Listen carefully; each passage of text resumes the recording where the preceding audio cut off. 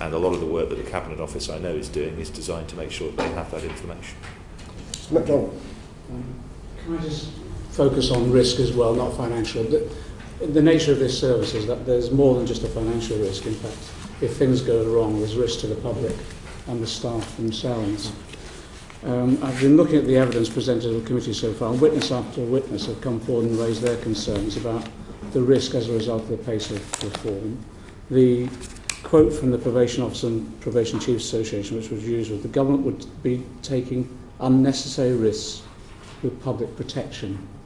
Your own risk assessment on the Bragg process, just to get it on the record, on the Bragg score, which is the brown, red, amber and green, a score of 20 indicates significant detrimental effect, has roughly an 80% chance of occurring.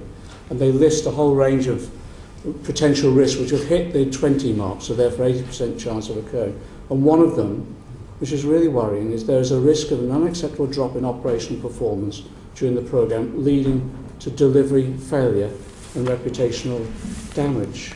That means the general public could be put at risk. Mr. MacDonald, Can I just finish the question? You seem to have made light of your own internal document, your own internal department's assessment. You would describe it as a reference point only.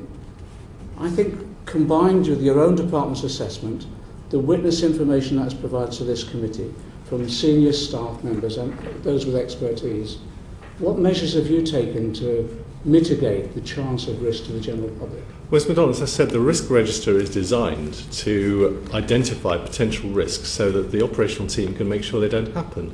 Of course, So in a what have you theoretical, done if you then? were sitting down at the start of a project like this, you would say, we have to make sure that in delivering the transition, as we touched on earlier, that business as usual is not damaged. And if we don't get that right, there's a risk that business as usual will be damaged. The purpose of that exercise is one to say, right, we have to make sure that business as usual is not damaged.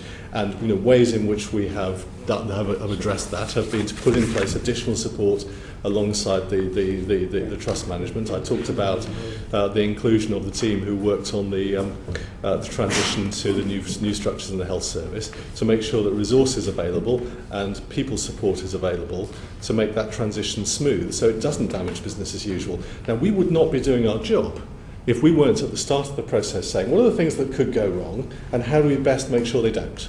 That's just good management practice, and that's all the risk register is. So now, in terms of timing. What are the scores now? On the Bragg process, what are the scores now?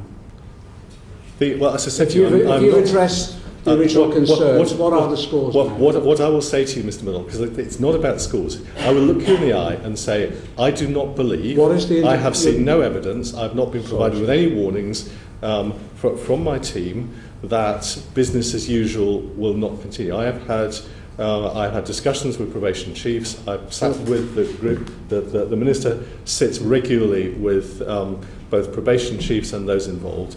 I believe that this transition is happening in a way that is right for staff. You might, and but what about your officials advising you? You might do that. Have your officials revisited the Bragg scores, and have they been reduced as a result of the measures you're saying you put in place? Well, I mean, if you're talking today, are the risks have the risks changed since the risk register was first drawn? Yes. Well, how much? So, well, I'm not What prepared, are the Mr. scores MacDonald, now? I'm not prepared to publish a theoretical internal working document of a kind the government has never published, which is simply a reference point for the internal team to say, are we doing our job properly? My judgment, our judgment, is that this process is taking place in a way that is designed to do everything we can to protect public safety, to protect business as usual. As I've said to you very clearly, the first phase of the transition is purely about reorganisation of people. We've said very clearly that, for example, the transition of caseload needs to take place over a period of time to make sure we do everything we can to protect the public. But I also have to say that I think public protection is also about moving as quickly as we can to supporting that under 12-month group, because they are the biggest risk to the public today. Let's just follow the logic of this. Your officials have advised you that there are 80% risk of failure with regard to public protection. Well, they have, because there's a 20-mark score on the Bragg, that there's the risk of an unacceptable drop in operational performance leads to delivery failure. Delivery failure puts people at risk. That's the first thing. The second thing is you're saying you've put measures in place to mitigate that, but you're not saying whether or not your internal assessment or any assessment has actually confirmed independently that that risk has been reduced, are you?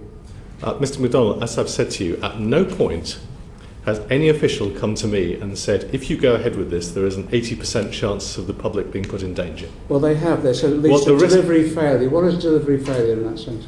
Well, delivery failure is the protection of the I'll try public, that. isn't it? The point, I think, is that the risk register sets out what would happen if you did nothing about this risk. What percentage chance is there of it happening? So what have you done We're- to mitigate the risk? That's all we're asking. And has that risk been independently assessed as being reduced as a result? Well, the first assessment isn't an independent one. The first assessment It's a is departmental one. So have your department officials advised you that this score level of 20 has been reduced as a result of your measures? Well, two It's things. just a matter of interest. Do you actually formally revisit the risk register at some point in the process and rescore it?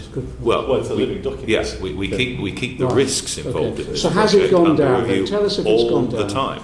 What we're not going to do, for reasons we've discussed, Why? is start to put figures on things or risk ratings on things. Well, you have because done. You did it at the beginning. Well, Why can't you do it now? no, what you're talking about is a document that was leaked. We're saying we're not going to publish a risk register for reasons we've discussed. General public And could that be put at applies risk. to updated risk registers as much as it I think- applies to original risk registers. But can I just make Order, a point? Order, I think the ministers have made the position clear that they are not going to publish Yeah. whatever revised assessment they have made, but we are entitled to ask, and are currently asking, what have you done to mitigate the Yes, risks? well, I was about to come to that and say that in relation to risk, what we have to do at every stage of the project is make sure that we do everything we can to smooth the transition But process. how do you know The- it's working? How do you've repeated this time and time again. How do you know and how can you prove to us what you've put into place is working? Well, Or will work. we can describe to you the way in which we intend to manage the transition. Yeah. And we've Order, explained... you've asked a question. I think the minister's Yeah. entitled to answer you. Order. Order. Well, if you just give me a minute, I'll try and put it in a different way. The explanation that we've tried to give is how we intend to manage the transition process. Now, it's not, and this is where we started the questioning, a big bang, which we would all accept would be inherently risky. If you expected everything to be done by the 1st of April, that would clearly be unwise. That isn't what we're proposing. What we're saying is that there should be a transfer of people to one side of a line or the other, either the NPS or the CRC, by the 1st of April. There is then a much longer period of time to enable caseload transfer to be finalised and for us to test the seals, if you like, to make sure that the system is working as it should when both halves are still in public ownership. We think that's a responsible way to address precisely the point you're making, which is whether or not there are risks involved in transfer. But the point the Secretary of State was making is also important, that there are risks in not making the transfer. If we continue the way we are, there will continue to be offences committed by those who've been in trouble before. There will continue to be no supervision for the group of offenders who receive sentences of 12 months or less. And that in itself is not a scenario without risk. The final point I'd make, and this is something that I know you'll recognise, there is not an absence of risk of further offending in the system now. We already have serious further offending in the system as it stands. That is not as a result of probation officers not doing their very best to avoid it, but it happens. And it's important we recognise... Order, the minister answering the question. I think it's important we recognise that we don't start from a base point where there is no serious further offending and the system never works badly or goes wrong. That isn't the position.